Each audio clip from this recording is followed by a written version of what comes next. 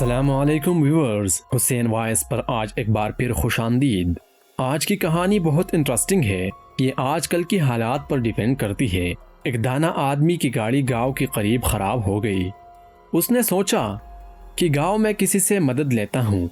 وہ جیسے ہی گاؤں میں داخل ہوا تو اس نے دیکھا ایک بوڑھا شخص چارپائی پر بیٹھا ہوا ہے اور اس کے قریب مرغیاں دانا چگ رہی ہے۔ ان مرغیوں میں ایک باز کا بچہ بھی ہے جو مرغیوں کی طرح دانے چگ رہا ہے۔ وہ حیران ہوا اور اپنی گاڑی کو بھول کر اس بوڑھے شخص سے کہنے لگا کہ یہ کیسے خلاف قدرت ممکن ہوا کہ ایک باز کا بچہ زمین پر مرغیوں کے ساتھ دانے چگ رہا ہے۔ تو اس بوڑھے شخص نے کہا، دراصل یہ باز کا بچہ صرف ایک دن کا تھا۔ جب یہ پہاڑ پر مجھے گرا ہوا ملا، میں اسے اٹھا لایا۔ یہ زخمی تھا۔ میں نے اس کی مرہم پٹی کر کے اس کو مرغی کے بچوں کے ساتھ رکھ دیا۔ جب اس نے پہلی بار آنکھیں کھولی تو اس نے خود کو مرغی کی چوزوں کے درمیان پایا۔ یہ خود کو مرغی کا چوزا سمجھنے لگا اور دوسرے چوزوں کے ساتھ ساتھ اس نے بھی دانا چگنا سیکھ لیا۔ اس دانا شخص نے گاؤں والے سے درخواست کی کہ یہ باز کا بچہ مجھے دے دے، تحفے کے طور پر، یا اس کی قیمت لے لے۔ میں اس پر تحقیق کرنا چاہتا ہوں۔ اس گاؤں والے نے باز کا بچہ اس دانا شخص کو تحفے کے طور پر دے دیا۔ یہ اپنی گاڑی ٹھیک کروا کر اپنے گھر آ گیا۔ وہ روزانہ باز کے بچے کو چھت سے نیچے پھینک دیا کرتا تھا، مگر باز کا بچہ مرغی کی طرح اپنی پروں کو سکیل کر گردن اس میں چھپا لیتا۔ وہ روزانہ بلا ناغہ باز کے بچے کو اپنے سامنے ٹیبل پر بٹھاتا اور اسے کہتا کہ تو باز کا بچہ ہے، مرغی کا نہیں، اپنی پہچان کر۔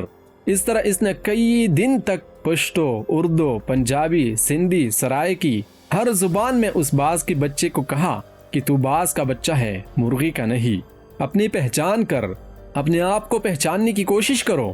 آخر کار وہ دانا شخص ایک دن باز کے بچے کو لے کر ایک بلند ترین پہاڑی پر چلا گیا اور اسے کہنے لگا، خود کو پہچاننے کی کوشش کرو، تم باز کے بچے ہو۔ اس شخص نے یہ کہہ کر باز کے بچے کو پہاڑ کی بلندی سے نیچے پھینک دیا۔ باز کا بچہ ڈر گیا اور اس نے مرغی کی طرح اپنی گردن کو جھکا کر پروں کو سکیڑ لیا اور آنکھیں بند کر لی۔ تھوڑی دیر بعد اس نے آنکھیں کھولی تو اس نے دیکھا کہ زمین تو ابھی بہت دور ہے۔ تو اس نے اپنی پر پڑپڑائے اور اڑنے کی کوشش کرنے لگا، جیسے کوئی آپ کو دریا میں دھکا دے دے تو آپ کو تیرنا نہیں بھی آتا ہو تب بھی آپ ہاتھ پیر ماریں گے۔ تھوڑے ہی دیر میں وہ اپنے آپ کو بیلنس کرنے لگا، کیونکہ باز میں اڑنے کی صلاحیت خدا نے رکھی ہوتی ہے۔ تھوڑی ہی دیر میں وہ اونچا اڑنے لگا۔ وہ خوشی سے چیخنے لگا اور اوپر جانے لگا۔ کچھ ہی دیر میں وہ اس دانا شخص سے بھی اوپر نکل گیا اور نیچے نگاہیں کر کے اس کا احسان مند ہونے لگا۔ تو دانا شخص نے کہا، اے باز، میں نے تجھے تیری شناخت دی ہے، اپنی پاس سے کچھ نہیں دیا۔ یہ کمال صلاحیتیں تیرے اندر موجود تھی، مگر تو بے خبر تھا۔ یہی معاملہ ہم لوگوں کے ساتھ ہے۔ ہماری ایک خاص شناخت ہے، ہم ایک خاص امت کی ارکان ہیں، ہم ایک اتنی ملک کی شہری ہے۔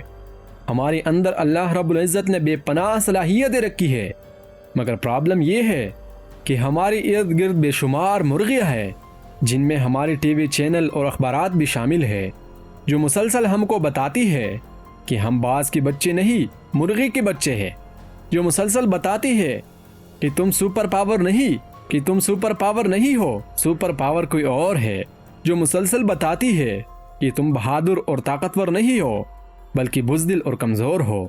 تمہاری تو قوم ہی ایسی ہے۔ کامیابی کی شرط یہ ہے کہ ہم خود کو پہچاننے کی کوشش کریں تاکہ ہم ایک بہترین امت اور بہترین قوم بن کر اس ملک کی تعمیر و ترقی میں اپنا کردار ادا کریں۔